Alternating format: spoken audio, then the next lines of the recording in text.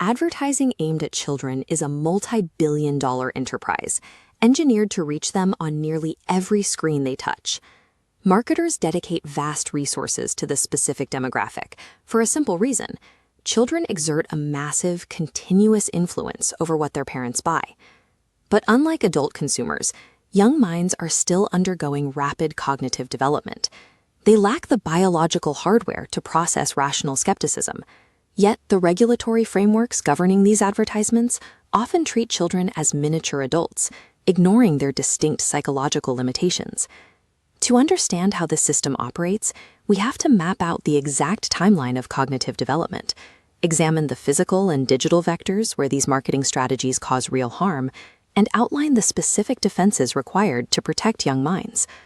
Applying standard consumer regulations to a developing brain ignores the structural realities of human biology. A child's ability to process a commercial message depends entirely on their current stage of cognitive development. Between ages 0 and 8, children experience what psychologists call persuasive intent blindness. They cannot distinguish between the actual entertainment they are watching and a commercial advertisement. To a young child, a sales pitch is received as an objective fact, or simply a seamless extension of their favorite show. As they enter the 8 to 12 age bracket, they hit a transitional phase known as the cognitive defense gap. A 10-year-old can recognize that an advertisement is trying to sell them something. However, their judgmental and rational faculties are still drastically underdeveloped. This leaves them highly vulnerable to specific marketing mechanics. Emotional triggers, peer influence, bright visuals, and celebrity endorsements easily bypass their incomplete defenses. It is only at age 12 and beyond that the critical thinking skills required to identify bias and understand a marketer's true motives fully solidify.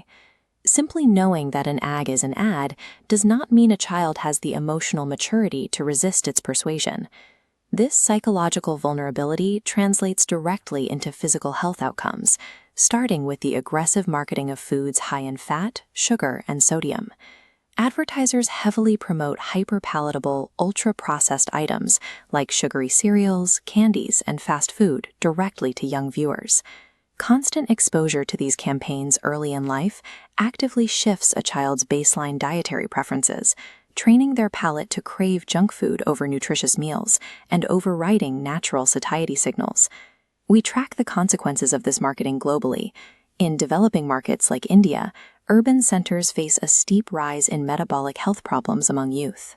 As global fast food brands establish a dominant presence in these regions, their advertising correlates directly with rising rates of childhood obesity, diabetes, and high cholesterol. This dietary impact is compounded by a secondary physical threat. The sheer volume of media penetration locks children into prolonged screen time, eliminating the hours they would otherwise spend on outdoor sports and physical activity. By engineering sedentary habits and simultaneously pushing hyperpalatable diets, marketers construct a compounded cyclical metabolic crisis for the developing body. Beyond physical health, unregulated marketing aggressively targets a child's baseline understanding of self-worth. Commercials deliberately train them to equate personal happiness and social status strictly with the ownership of material products. This materialistic conditioning actively diminishes their appreciation for sources of fulfillment that do not come in a box, like creative play and outdoor exploration and forming genuine social relationships. The toys themselves set biologically unattainable physical standards. Iconic fashion dolls establish impossible proportions, while action figures normalize hypermuscular, exaggerated shapes.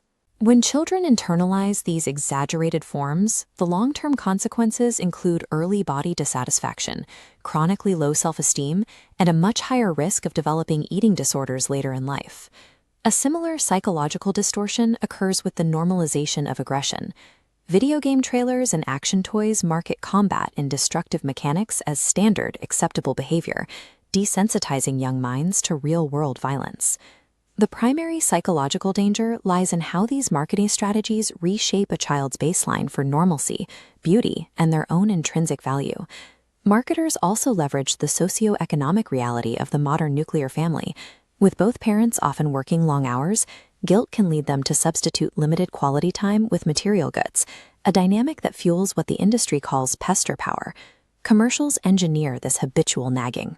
When children repeatedly demand advertised products and parents refuse or cannot afford them, it creates severe interpersonal friction and ongoing parent-child conflict.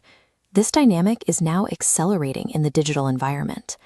Modern interactive media utilizes advergaming, blending actual gameplay with covert brand promotions to completely confuse a child's early cognitive defenses. Influencer marketing further erodes these boundaries. When children watch unboxing videos and gaming streams, they form parasocial relationships, an illusion of friendship blurring the line between authentic content and paid promotion. The architecture of these digital platforms relies on tracking software and AI algorithms designed to map out a child's exact viewing habits and behavioral patterns. Marketers harvest this highly specific data to deploy hyper-personalized ads, exploiting the individualized psychological vulnerabilities of a child in real time. These digital environments bypass parental oversight by converting the child into an algorithmic brand advocate who campaigns for the product directly inside the home.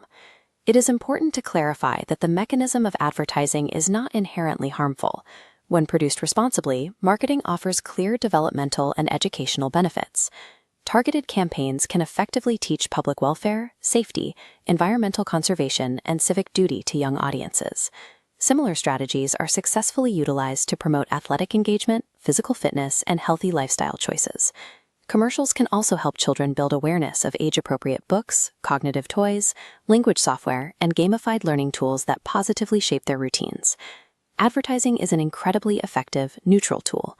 Its impact on a child's development depends entirely on the pedagogical intent behind the message and the regulatory boundaries constraining it. Because the biological vulnerabilities of the cognitive defense gap are easily bypassed by AI, relying solely on traditional parental oversight is no longer sufficient. Systemic protection is mandatory. To balance commercial interests with child welfare, policymakers must implement a strictly enforced four-tiered protective framework. The first tier is government regulation. This requires absolute bans on marketing high-fat, sugar, and sodium foods during children's programming, alongside mandatory, clear ad labeling. The second tier focuses on digital safeguards. Platforms must enforce hard restrictions against data tracking and AI profiling for underage users. The third tier builds mental resilience through media literacy, institutionalizing education that teaches children to critically evaluate online content. The final tier remains active parental controls. Caregivers must utilize software filters, strictly monitor screen time, and maintain open discussions about commercial intent at home. Protecting developing minds requires us to abandon the expectation of individual resilience. Instead, we must shift toward a proactive, highly regulated digital ecosystem that prioritizes human biology over commercial engagement.